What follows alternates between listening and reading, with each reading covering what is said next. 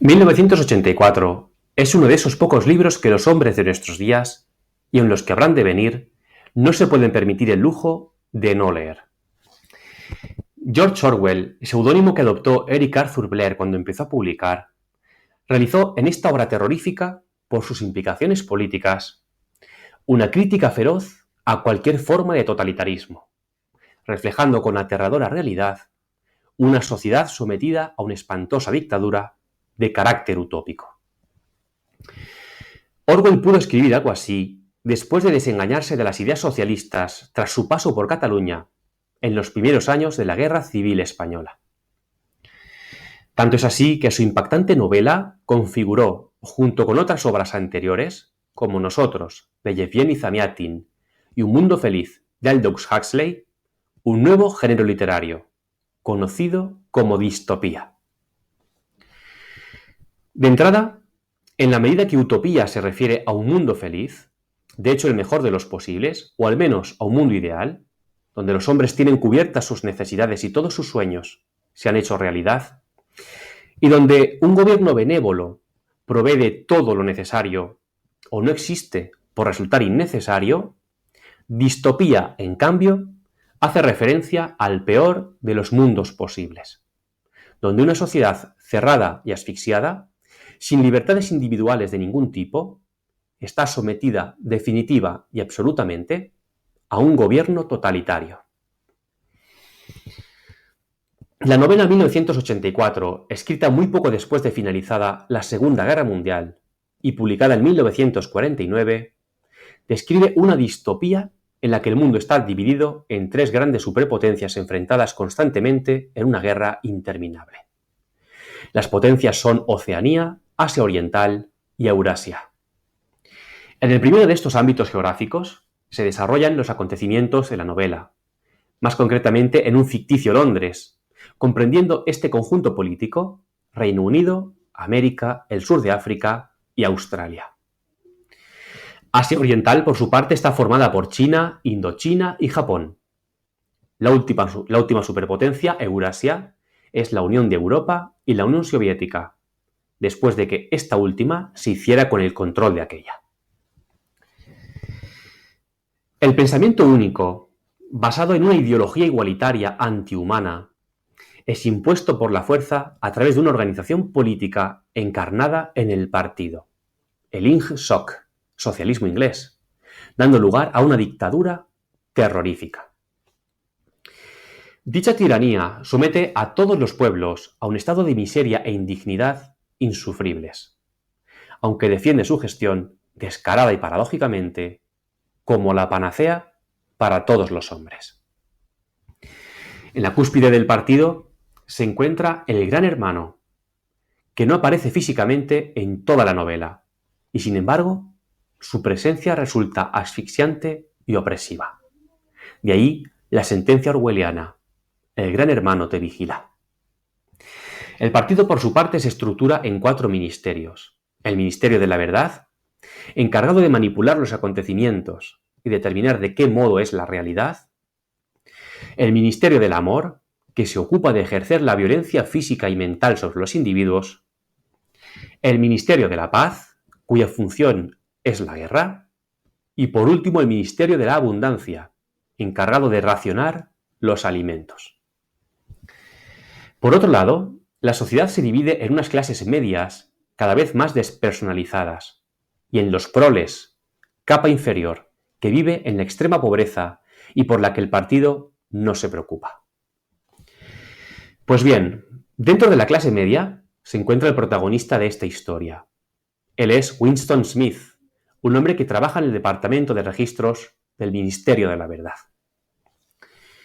Su trabajo consiste en convertir la mentira en verdad y en deshacerse de las pruebas documentales. Sin embargo, aunque Winston duda de las bondades de su gobierno, pues consigue una prueba contra este, no puede permitirse la estupidez de expresar sus dudas, pues lo más inteligente, de cara a la supervivencia individual, es manifestar un fanatismo sin fisuras hacia el partido y un amor incondicional al Gran Hermano. De lo contrario, sería vaporizado, esto es, eliminado.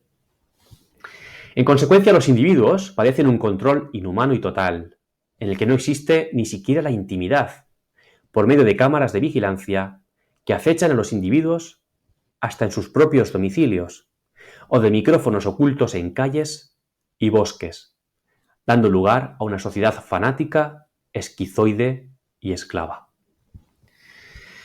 El principal medio para anular la voluntad de los individuos y su capacidad de pensar, al margen de la amenaza de la tortura y la delación social, es la neolengua, un instrumento por el que se destruye el anterior lenguaje y se introducen en el vocabulario eufemismos vaciados de significado. Acerca de esto, sorprende su vigencia, manifestada en nuestros días en el lenguaje político progresista y en la ideología de género. En cualquier caso, para esta dictadura global, los peores crímenes son el doble pensar y el crimental, crimen del pensamiento, es decir, la discrepancia y la libre expresión, constituyendo incluso un gran riesgo hablar en sueños contra el gobierno. Por supuesto, para hacer efectivo un control tan depurado sobre los individuos, se extiende una demencial red de espías, la policía del pensamiento, que está compuesta por miembros del partido e incluso por cualquier hijo de vecino. Por desgracia, Orwell no fantaseaba lo más mínimo, pues se inspiró en hechos acaecidos en la Alemania nacionalsocialista, la Rusia bolchevique y comunista y la Cataluña comunista de la Guerra Civil Española. Sea como fuere, 1984 está dividido en tres partes. En la primera, Winston plasma en su diario sus dudas hacia el gobierno. En la segunda conoce a Julia, una chica con la que comparte una arriesgada y furtiva relación, y que motiva la rebelión definitiva de Winston contra el sistema. La tercera parte, sin embargo, es la victoria del sistema frente a Winston, que lo tortura de forma espantosa, revelando de esta manera que los individuos no pueden derribar la perversa dictadura totalitaria del Gran Hermano. Esta tercera parte, de hecho, alcanza momentos espeluznantes y sobrecogedores, y nos da una idea de lo crueles e inhumanas que pueden llegar a ser las ideologías que prometen el paraíso en la tierra. Una escena proverbial de todo esto es un pasaje terrorífico en el que un hombre ha sido detenido por la policía del pensamiento y está siendo sometido a un proceso de lavado de cerebro mediante torturas. El preso, una vez le comunican cuál es su destino, aúlla fuera de sí lo siguiente: «Haz algo por mí», chilló. «Me has estado matando de hambre durante varias semanas.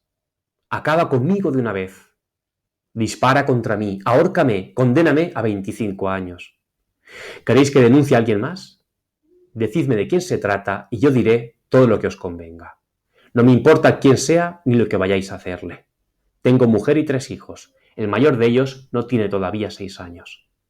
Podéis coger a los 4 y cortarles el cuerpo delante de mí y yo lo contemplaré sin rechistar. Pero no me llevéis a la habitación 101. A pesar de todo, Winston y Julia creen que pueden burlar al Gran Hermano, incluso combatirlo.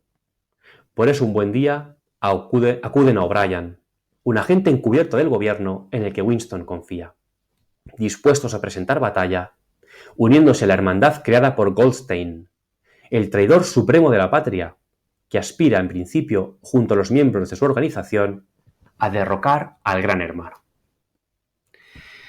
Sin embargo, O'Brien resulta ser un espía doble y acaba con las esperanzas de la pareja. De hecho, el propio Goldstein parece una invención del partido, una disidencia controlada, ideada para descubrir a aquellos insubordinados que no creen en las verdades del partido y que están dispuestos a unirse al traidor universal, real o imaginario.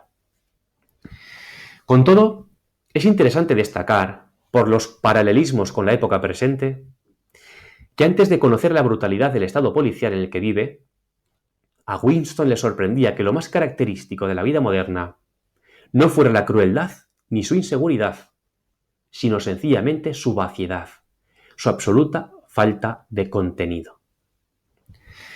Sin embargo, lo que le sorprende verdaderamente es que el ser humano recurra a la tortura extrema para conservar el poder y establecer su paraíso, aprendiendo acerca del dolor una lección inolvidable. Jamás, dice, por ninguna razón del mundo, puede uno desear un aumento del dolor. Del dolor físico solo se puede desear una cosa: que cese. En resumidas cuentas, no pueden extrañarnos los frutos de una sociedad fanatizada y rezumante de odio, dirigida por unos gobernantes psicópatas que justifican su tiranía en pro de un supuesto mundo mejor. Así pues, George Orwell creó 1984 para despertar conciencias y lanzar un aviso al género humano, que en un futuro cercano podría haber erigido un sistema despótico a escala mundial que cercenara de manera expeditiva las libertades individuales y lo sumiera en una pesadilla sin término. Tras lo dicho, Orwell ofrece en 1984 un escalofriante análisis del poder, advirtiendo de las terribles consecuencias que se derivan de los intentos utópicos y de los experimentos igualitarios, y que no están lejos de convertirse, por desgracia, en nuestra peor pesadilla.